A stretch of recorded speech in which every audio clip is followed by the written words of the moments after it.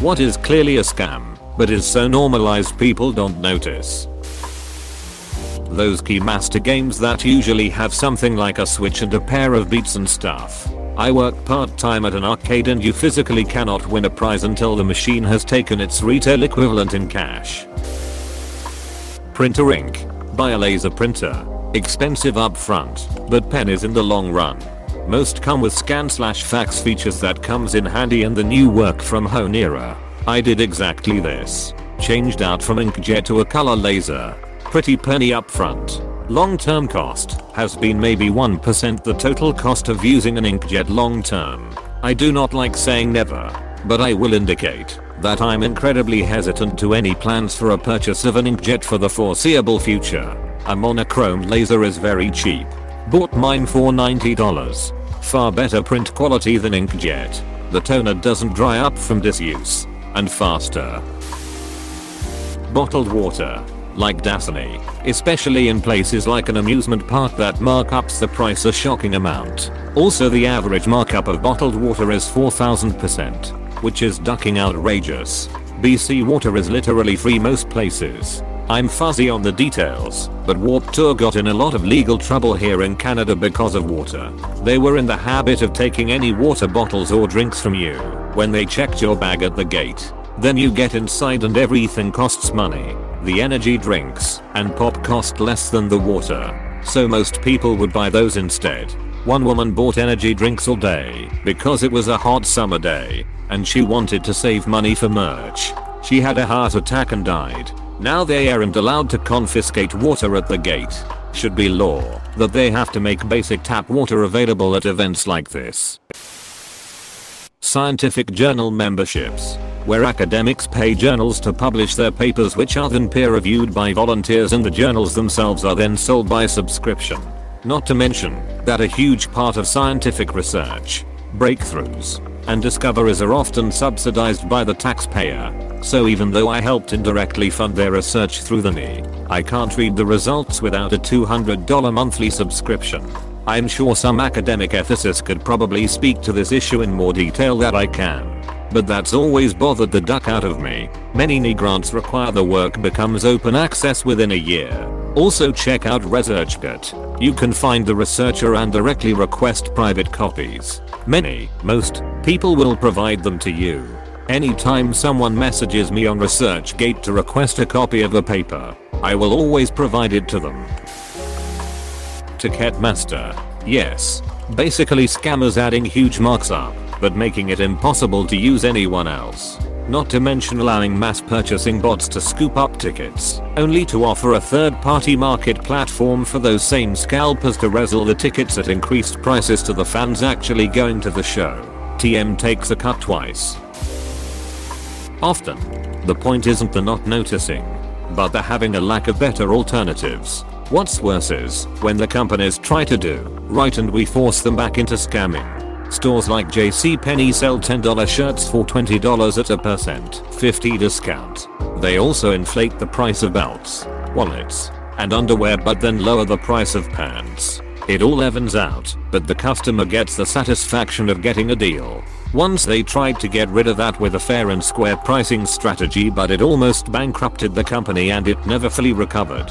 People don't want to buy cheap stuff. They want to buy expensive stuff at a discount, so they feel like they're getting a bargain. As someone who used to frequent JCP, fair and square was rarely as cheap as the original MSRP coupons. While I don't doubt people want to feel they're getting a great bargain, and that it contributed to the failure, customers used to the coupon model no longer were.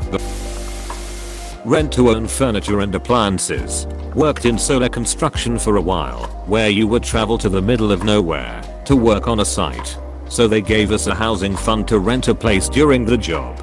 People would get the rent to own furniture and charge it to the housing money as a living expense. Company was cool with it, and once it was paid off the worker got to keep it. Yeah, I lived in some company, provided housing for a few months once, and they furnished the place with rent to own stuff. So situations where rent to own actually makes sense to exist. They're just pretty niche and only represent a fraction of their business.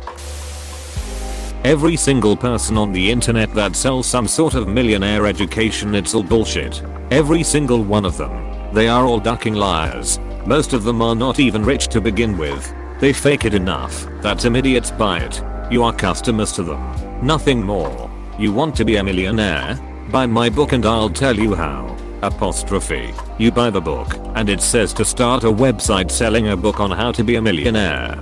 This is so true. I received a free book called Fire Your Boss, and the whole thing was just this guy saying, start a blog or a YouTube channel or become an influencer, just a bunch of BS about passive income. AdSense sincere. My favorite are the coaching companies that sell you their services on how to start a coaching service. It's a vapid cycle. Those registries that people pay money to name a star. I keep seeing advertisements on FB for companies that will give you official lord or ladyship for like $50 based on giving you the title to a small parcel of land somewhere like Scotland. I googled one of them once, and the first result was a breakdown of why the company is fraudulent and doesn't actually have access to any land anywhere. Social media. From their happy beginnings, they are now mostly a funnel used to ram as many advertisements into your mind as inhumanly possible. Sponsored posts every third or fourth item. I see you. ig/fb/red/etc. And that's not even mentioning the extensive filtering network that curates the information you get to see when you are looking for something. Curated information is just a nice expression for you being conditioned to form certain opinions/buy more stuff. Social media grew minds. Yes, and it's gotten way worse in the last year or two. Ad videos crashing the page and such. Yeah, I still remember how easy it was to get ad-free YouTube thanks to some blockers, but Google wasn't up in the last 12 months and now it's ads upon ads upon ads. Sometimes it gets so annoying that I just switch it off. I shouldn't be indulging in YouTube anyways. The games at fairs/carnivals. There's a Mark Rober video about carnival games. Surprisingly interesting for a video about statistics. Loot boxes in video games. Legalized gambling marketed to children. Paying for cable TV. The whole idea of paying was to create a revenue stream separate from that of marketing.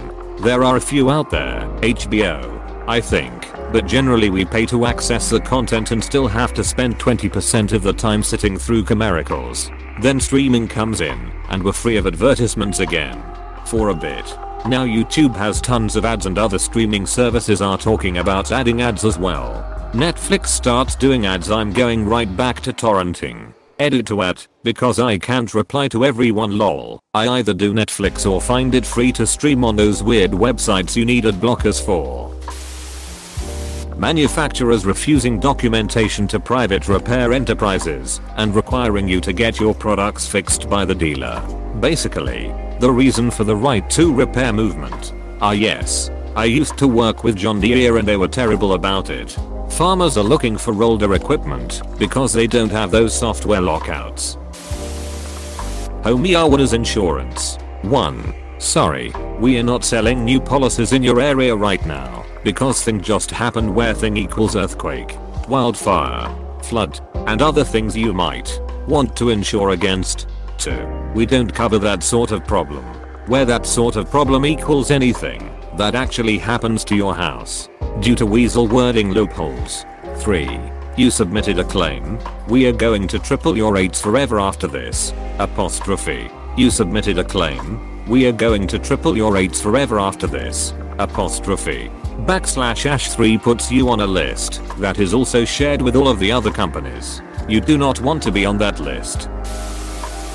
Reducing a price by 1 cent to trick our brains into thinking a product costs less than it actually is, or how gas stations take it one step farther to 9/10 of a cent. Cat food. Look at the cat food at a random store and see how the design brags about all the healthy vegetables they've crammed into your obligate carnivore's diet. Then check out the ingredients and see how corn, rice, etc.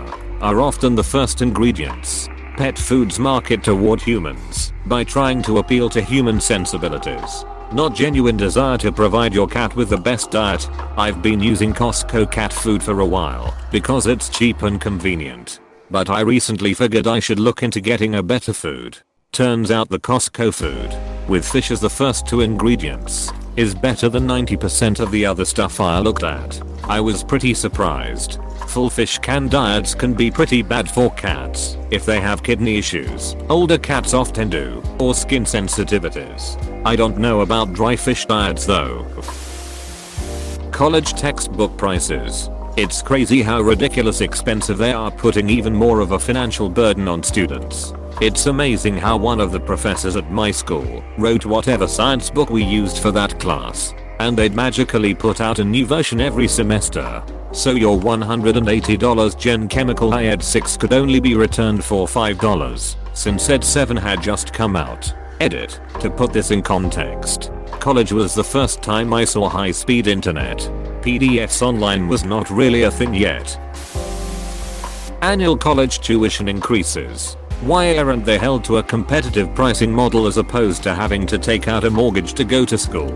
Everyone wants to talk about government paying for college education, but there is no conversation on why is it that expensive anyway, especially when some unis have endowments in the billions, that just the interest on those funds could literally pay the tuition for everyone that goes through the door. Update. Wow. This went crazy.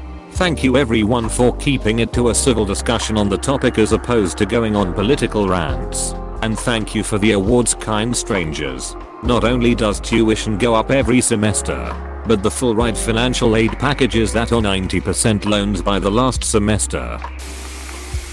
Funerals and everything to do with them. The funeral industry has insane pricing.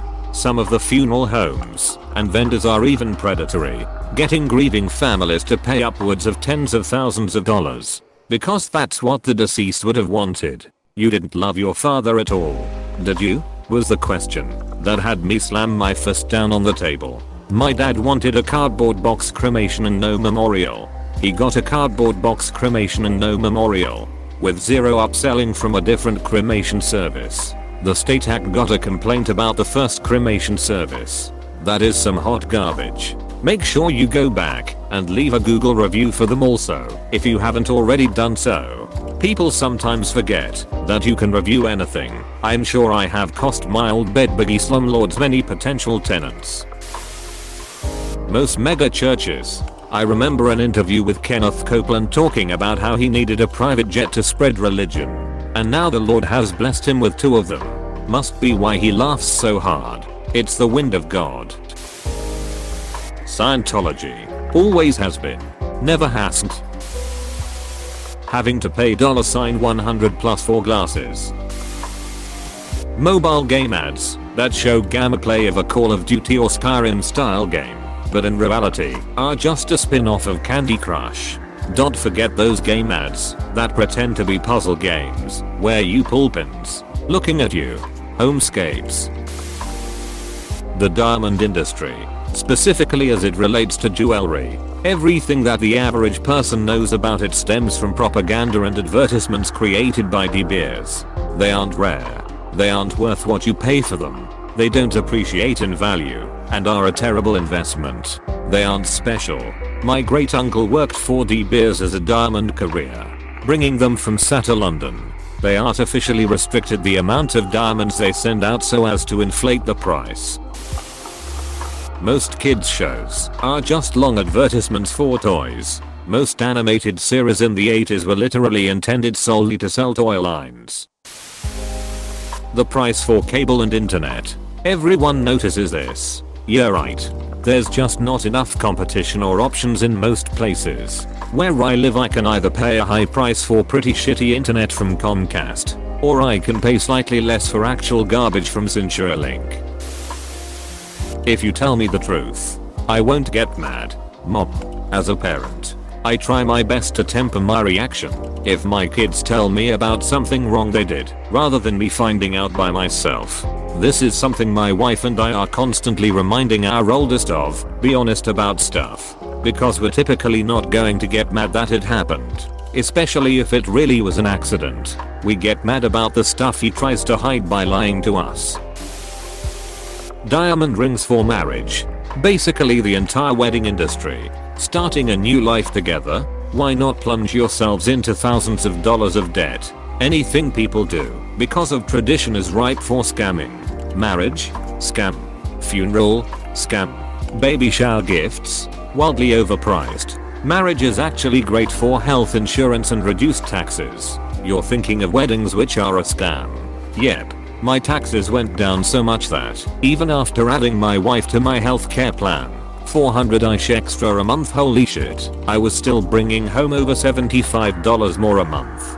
It's complete bullshit how they charge you for being single and not a parent.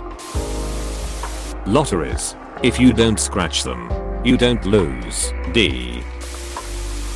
Having to buy a new smartphone as your old one won't receive security updates after a year or 3 anymore. The customer is always right. Biggest scam of all, the customer is usually an idiot and looking to get free stuff. Agreed. I hate the way this phrase has been weaponized to torment service people. The way I always understood it is that manufacturers should follow what people want to buy and produce stuff according to market demand, and not bow to every whim of customers to the detriment of your business. Apple's headphone jack removal supposedly was to make the phone thinner, but everyone puts a case on anyways. Samsung Galaxy S10 was 7.8mm thick with a headphone jack. Apple removed the jack with iPhone 7, which was 7.1mm thick. That's great, but every iPhone since has been thicker, and very convenient to remove that. Wait till the annoyance died down, then release AirPods. The whole thing was clearly a scam to artificially make Bluetooth a borderline necessity right before releasing Apple Bluetooth earbuds, and everyone ate it up. Internships. It's basically free labor for work experience, and it doesn't even count most of the times. Unpaid internships. There are definitely good paid internships that give you experience and training, etc. But unpaid internships can go right to hell. The Verizon $1 scam. Verizon tacked on a $1 fee onto 8% of their customers' bills each month, so over the course of the year, they did it to every customer, about 150,000. Their rationale was 50% wouldn't notice and just pay the charge, or would notice and wouldn't spend any time fighting a $1 charge. 50% would notice the charge and call to have it removed. Of those, 35% would get frustrated while on the call and give up.